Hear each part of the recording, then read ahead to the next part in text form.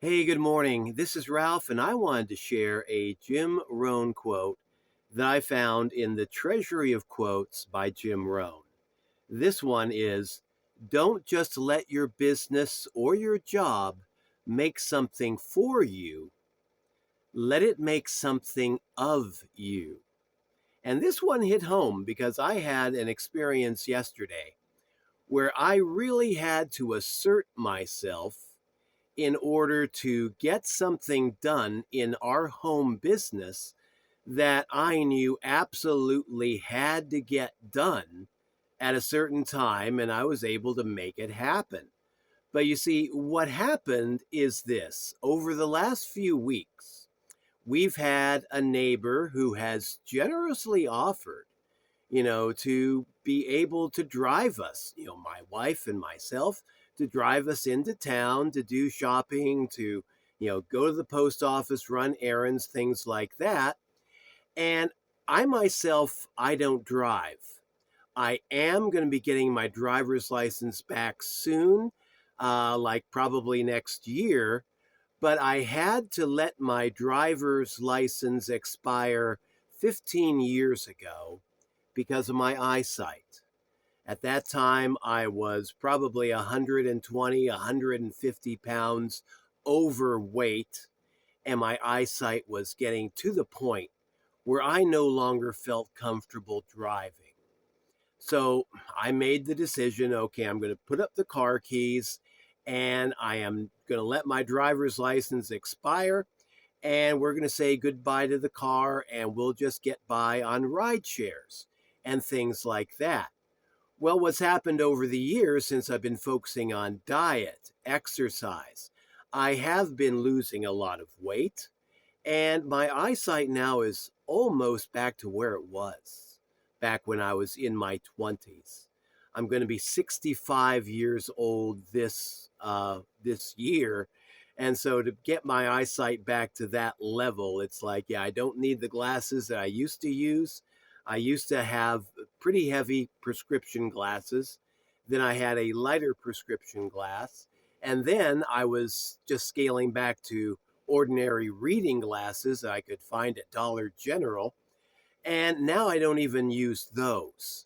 So my eyesight has been progressively getting better over the last several years, to the point now where I'm comfortable, okay, saying I feel good about driving again. I can do this, and let's just do what we need to do to make it happen. And next year, I hope to be in that position of being driving again.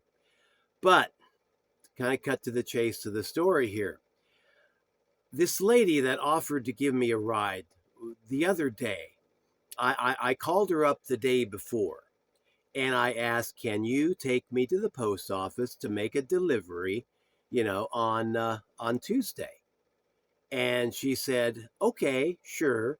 I'll let you know if anything comes up," which I took as a warning sign because I knew that I was being scheduled not really as a priority.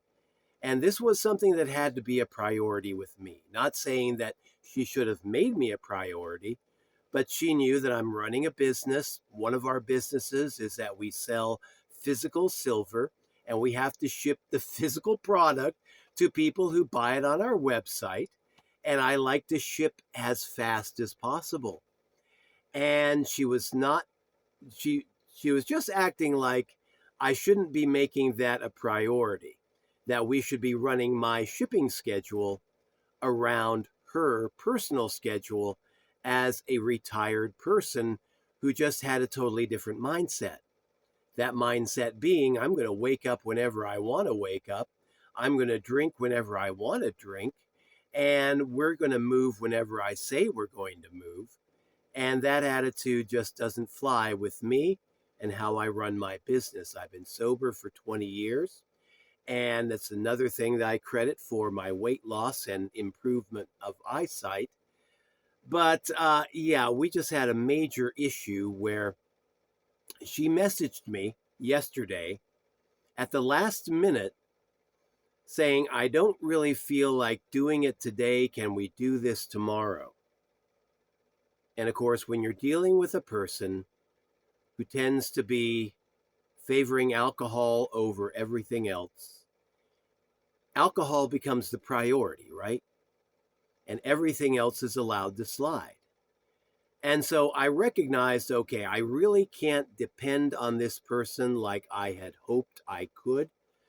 So I just stepped up to the plate and I made the decision and I told her very politely, thank you for your offer to help, but I really need to get this package out as soon as possible. So I am going to be walking it up to the post office. Thanks a lot. Sorry for any misunderstandings. And just very politely ended the message like that. 2 minutes later, she shoots me back another message saying, what do you mean walk? And I just replied back, walking to the post office. And she said, to town? And I could tell that this back and forth on the text messages was getting me nowhere.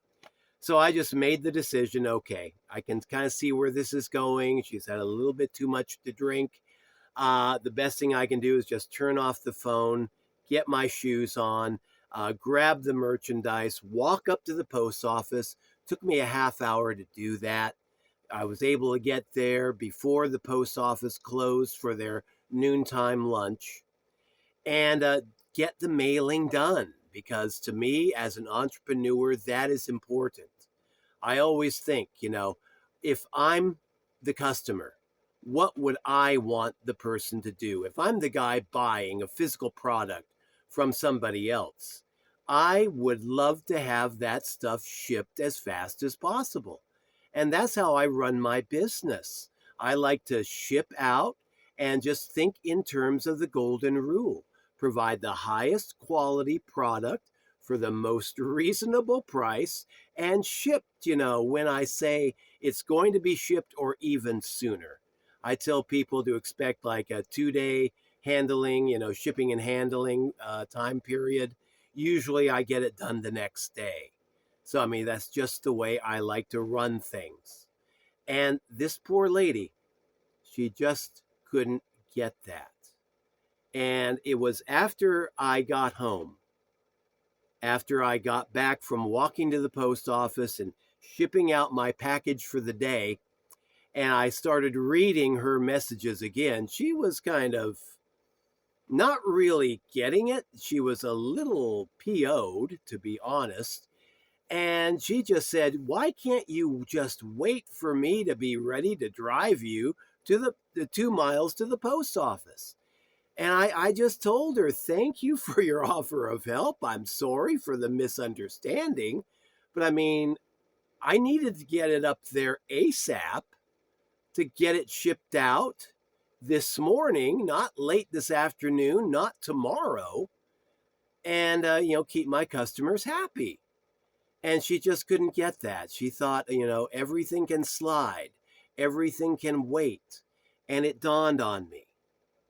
I used to think exactly that same way. 20 years ago, I was an active alcoholic myself. I was spending more time in the bottle than I was spending anywhere else in my life. That alcohol was my primary focus. It was my whole world. And since sobering up and focusing on mental health, focusing on business, focusing on creating my own life and improving my life and my family life and my business life, I have learned to focus on self-improvement and improving my business, trying new things, making mistakes, learning from those mistakes, and just plodding on forward. And that's when I realized, I ran across this quote from Jim Rohn.